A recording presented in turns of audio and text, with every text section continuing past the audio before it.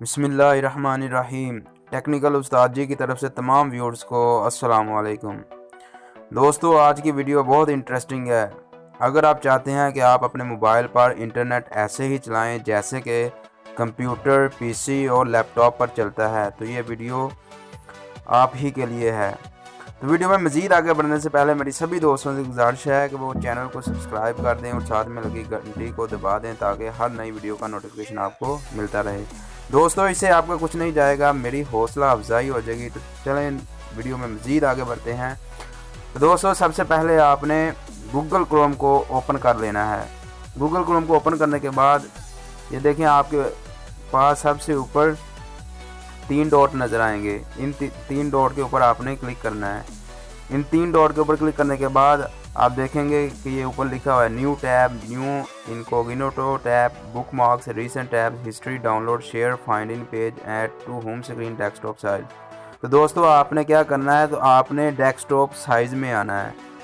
Desktop site पे आपने click करना है। ये जो साथ में एक स्क्वायर बना हुआ है, आपने इसमें क्लिक कर देना है। तो ये आपका इंटरनेट जो है गूगल है वो पीसी फॉर्म में चला जाएगा। तो इस तरह आप अपने मोबाइल में रहते हुए हर तरह इंटरनेट को पीसी की तरह, कंप्यूटर की तरह और लैपटॉप की तरह इस्तेमाल कर सकते हैं।